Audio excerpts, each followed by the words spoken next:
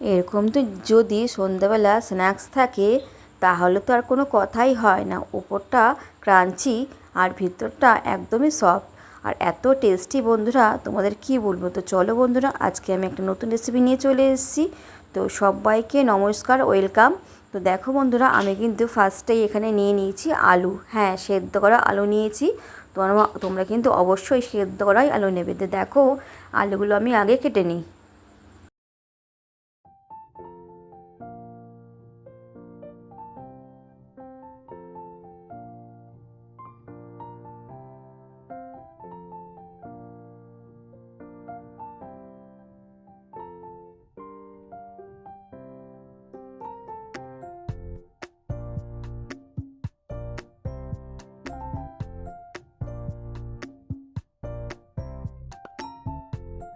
দেখো, আলুগুলো কিন্তু আমার কাটা হয়ে গেছে। এবার একটা পাত্রর মধ্যে আমি আটা নেব। তোমরা চাইলে কিন্তু ময়দা নিতে পারো। তো আমি মাপে নিচ্ছি, একটা যতটা লাগবে আমি ততটাই নেব। তো দেখতেই পাচ্ছ আমি 3 হাতা আটা নিলাম। 3 হাতা নিয়ে নিই, ওই 2 হাতা আর হাফ একটু নিয়েছি, মানে 3 হাতে পুরোপুরি ধরে নাও। আর নিয়ে নিচ্ছি একটু কালো জিরে, নিয়ে নেব একটু তেল। হ্যাঁ, সাদা তেল অবশ্যই দেবে, ঠিক আছে বন্ধুরা। আর অবশ্যই একটু লবণ দেবে, লবণ না দিলে কিন্তু স্বাদ হবে না। 2 চামচ মতন আমি তেল দিয়ে দিলাম। তো এবার ভালো করে হাত দিয়ে মিশিয়ে নেব সুন্দর করে। একটা ডো তৈরি হবে, যেরকমভাবে তোমরা আটা বা ময়দা মাখো। তো দেখো, আগে ভালো করে স্মুথ করে সব মিক্সড করে নিতে হবে।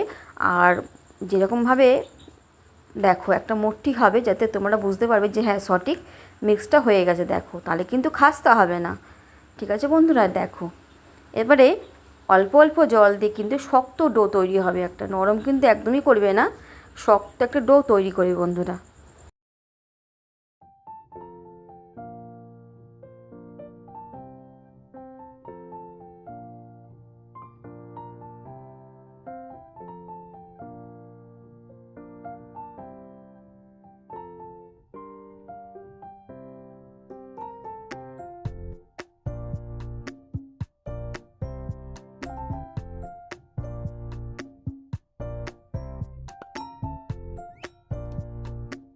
তো দেখুন বন্ধুরা, শক্ত কিন্তু একটা ডো তৈরি করে রেখে দিয়েছি। এবার আমি ঢাকা দিয়ে রেখে দেবো। 10 মিনিট পর ফিরে আসছি। এদিকে দেখুন, ততক্ষণে আমরা কাবলি ছোলা সেদ্ধ করে নিয়েছি, একটা পুর তৈরি করব। দেখুন, এখানে আদা রসুন পেঁয়াজ বাটা নিয়েছি, এদিকে বাদাম নিয়েছি, চিনে বাদাম, আর একটা ভাজা মশলা। ভাজা মশলাটা আমি পরে বলছি কী কী দিয়ে ভাজা মশলা তৈরি করেছি। অবশ্যই ভাজা মশলাটা অ্যাড করবেন, ভাজা মশলাতে কিন্তু টেস্ট বাড়বে।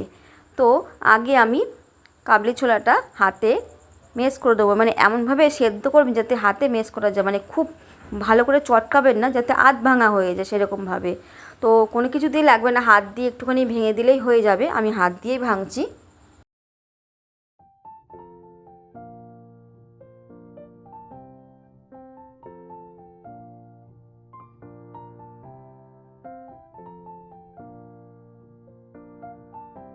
আমি একটা রুই মাছের পেটি নিয়ে নিয়েছি, ভাজা মাছ। তো এটা চাইলে আপনারা নাও দিতে পারেন, নাও দিতে পারেন, কোনো অসুবিধে নেই। আমার ঘরে ছিল বলে আমি দিয়ে দিয়েছি, ঠিক আছে বন্ধুরা। তো দেখুন, আমি মাছের পেটিটা থেকে পুরো কাঁটাগুলো ছাড়িয়ে মাছটা পুরো দিয়ে দেবো।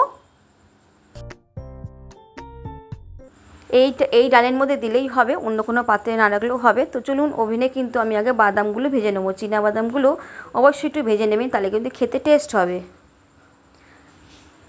এই তেলের মধ্যে কিন্তু পুরোটা আমার হয়ে যাবে, আর তেল লাগবে না। আমি কিন্তু টাটকা কারি পাতা নিয়ে এসেছি গাছ থেকে ছিঁড়ে।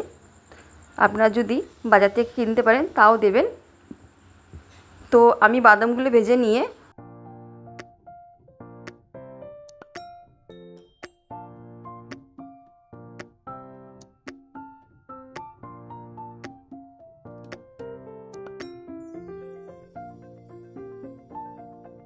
তুলে দিলাম। এবারে ওই তেলের মধ্যে দিয়ে দেবো একটু 5 ফোড়ন, আর দিয়ে দেবো একটু কারি পাতা। কারি পাতাটা দিলে কিন্তু খুব সুন্দর একটা গন্ধ ছাড়বে। এবারে দিয়ে দেবো একটা কুচনো পেঁয়াজ। একটা কুচনো পেঁয়াজ দিয়ে ভালো মতো নাড়াচাড়া করব। এবারে আদা রসুন পেঁয়াজ আর একটু টমেটো পেস্ট দিয়ে দিলাম এর মধ্যে, বেশি না, সামান্য একটু মশলা হলেই হবে। দিয়ে ভালো করে নাড়াচাড়া করলাম। এবারে একটু লবণ দিয়ে দেবো, একটু হলুদ দিয়ে দেবো, আর দিয়ে দেবো কাশ্মীরি লঙ্কা। হ্যাঁ বন্ধুরা, কাশ্মীরি লঙ্কা দেবেন, আর যদি ঝাল বেশি খান তাহলে কাঁচা লঙ্কা কুচি একটু দিতে পারেন। তো আমি যেহেতু ঝাল বেশি করবো না, তার জন্য আমি কম ঝালেই দেবো, আর আমি একটা কাঁচা লঙ্কা দিয়েছি কুচি করে। তো এবারে ভালো করে মশলাটা কষানোর পর দিয়ে দেবো সেই কাবলি ছোলার যেই আধ ভাঙা করে রেখেছিলাম ওইটা দিয়ে, আর মাছটা দিয়ে দেবো সঙ্গে, দিয়ে কিন্তু ভালো করে নাড়াচাড়া করতে হবে। আলুটা লাস্টে দেবেন, যেহেতু আলুটা সেদ্ধ করা আছে। দিয়ে দেবো সামান্য একটু চিনি স্বাদ বাড়ানোর জন্য। এবারে দিয়ে দেবো আলুর টুকরোগুলো, দিয়ে ভালো করে একটু আধ ভাঙা করতে হবে, মানে গোটা গোটা ডাকবে না আলুগুলো, একটু আধ ভাঙা করলে কিন্তু টেস্টটা পাবেন, যেরকমভাবে আলুর ভর্তা হয়। দেখুন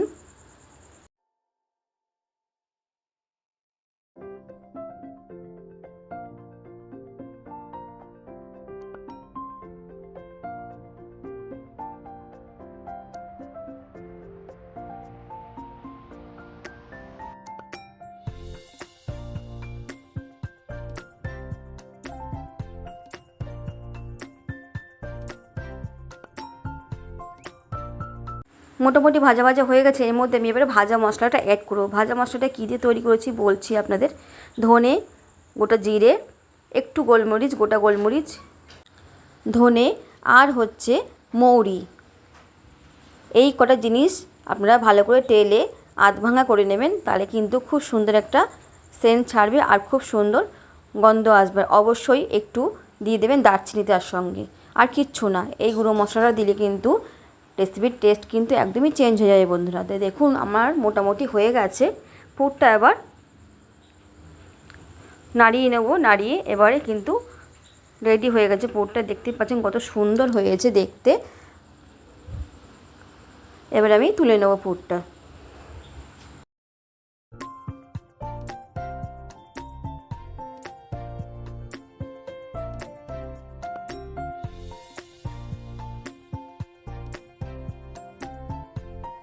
বাদাম কিন্তু দিইনি, নামানোর পর ঠান্ডা হয়ে যাওয়ার পর কিন্তু বাদামটা আমি অ্যাড করে দেবো। দেখুন বাদামটা আমি ওপর থেকে দিয়ে রেখে দিলাম।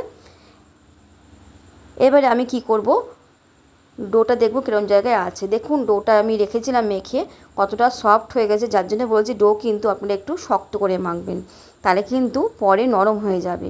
তো দেখুন ভালো করে আবার একটু মেখে নিলাম, মুথে নিলাম। এবারে আমি বাদামগুলো দিয়ে কিন্তু পুরটা একটু মেখে নেব। বাদামটা প্রথমে দিলে কিন্তু নরম হয়ে যেত, যার জন্য বললাম বাদামটা প্রথমে দেবেন না, লাস্টে দেবেন ঠান্ডা হওয়ার পরে, তাহলে কিন্তু একটা টেস্ট পাবেন। এবারে আমি কি করব, একটু একটু করে ছোটো ছোটো যেরকম লুচির আকারে করে সেরকম লেচি করে নেব।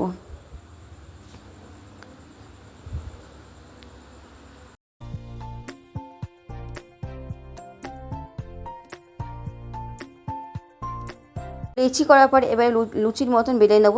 কিচ্ছু লাগবে না, না আটা, না ময়দা, না তেল, এমনিই বেলে যাবে, কেন খুব একটা তো বড় হবে না। তো মোটামুটি হাত দিয়ে একটুখানি এদিক ওদিক করে একটু বেলে আমি পুরটা দিয়ে দেবো। যতটা পুর আমার লাগবে ততটাই দেবো। আমি একটু বেশি করে পুরটা দিয়েছি, খেতে কিন্তু খুব সুন্দর লাগবে, আর পুরটা কিন্তু খুব সুন্দর হয়েছে খেতে। দেখুন আমি কীভাবে মরছি, আমি দুরকমভাবে আপনাদের দেখাচ্ছি, এরকমভাবে করতে পারেন।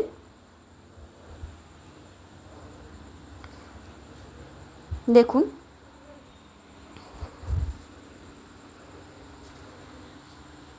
একটা এরকম শেপে দিতে পারেন, আর একটা কিন্তু দেখাচ্ছি। দেখুন একইরকমভাবে বেলে নেবো, বেলে কিন্তু ওরকমভাবে পুরটা দিয়ে এবারে দেখুন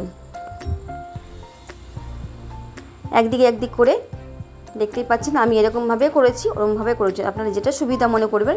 জাস্ট খালি আপনারা লক্ষ্য রাখবেন যে পুরটা যেন কোনো দিকে বেরিয়ে না যায়, বেরিয়ে গেলে কিন্তু তেলটা পুরো টেনে নেবে, খেতে কিন্তু ভালো লাগবে না। যার জন্য বলছি পুরটা এমনভাবে দেবেন যাতে কোনো দিকে যেন বেরিয়ে না যায়। দেখুন আমি একটু হালকা করে বেলে নিলাম, কত সুন্দর হয়েছে দেখুন। সবগুলো কিন্তু আমি এরকমভাবে বেলে, চলুন তারপরে ওভেনে ফিরে যাই।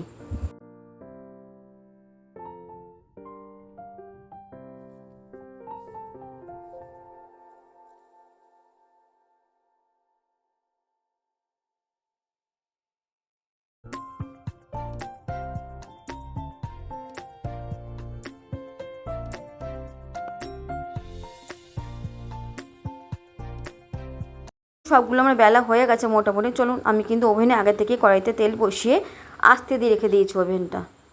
এবার একটা একটা করে আমি ছেড়ে দেবো। আপনারা কিন্তু এটা খাস্তা কচুরিও নাম দিতে পারেন। বা সিঙ্গারা কিন্তু খাস্তা সিঙ্গারাও নাম দিতে পারেন, যেরকম আপনারা নাম দেবেন সেরকমই নাম উঠবে। কিন্তু এতটাই টেস্ট হয়েছে ধারণার বাইরে। ওপরটা ক্রাঞ্চি হয়েছে, ভিতরটা একদমই সফট আর একদমই টেস্ট, মানে সিঙ্গারার থেকেও। আর খাস্তা কচুরি অনেক রকম খেয়েছেন, আমি বলবো একবার এরকম খাস্তা কচুরি বানিয়ে দেখুন। এটা কিন্তু আস্তে আস্তে ভাজা হবে, তাহলে কিন্তু খাস্তাটা হবে। দেখুন একদিকটা আস্তে আস্তে করে ভাজা হচ্ছে আর একদিক করে উল্টে দিচ্ছি। এরকমভাবে সবগুলো খাস্তা কচুরি আমি ভেজে নেব পরপর করে।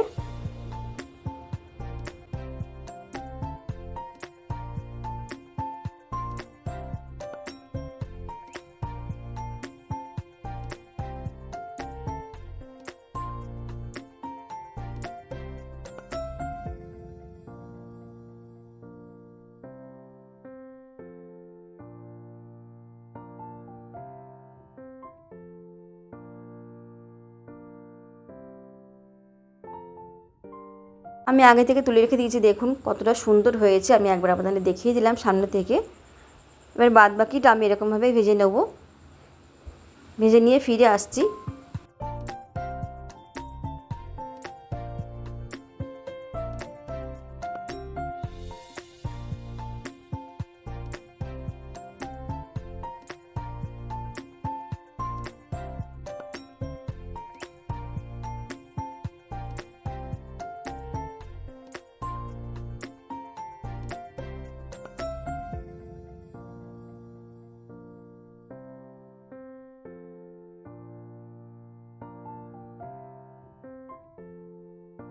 সবগুলো আমার তৈরি হয়ে গেছে, তা আমি এবার তেল থেকে ছেঁকে নেব। ছেঁকে নিয়ে এবার আমি সার্ভ করে ফেলবো। দেখুন কত সুন্দর হয়েছে, একটু কিন্তু বেরোয়নি আর এতটাই খাস্তা হয়েছে কি বলবো আপনাদের। আর সঙ্গে কিন্তু সস আর কিছুই লাগবে না। সন্ধেবেলা টিফিন বলুন, নাস্তা বলুন, স্ন্যাক্স বলুন, দুর্দান্ত খেতে লাগবে। অন্তত একবার আপনারা তৈরি করে দেখুন, তারপরে বলবেন। তো চলুন আজকের মতন এখানে রেসিপিটা আমি শেষ করলাম। আপনাদের কেমন লাগলো অবশ্যই কমেন্ট করে জানাবেন। অবশ্যই সবাই মনোযোগ সহকারে দেখবেন আর অবশ্যই অ্যাড সহ দেখবেন। তো চলুন টাটা বাই বাই বন্ধুরা, আজকের মতন এখানে শেষ।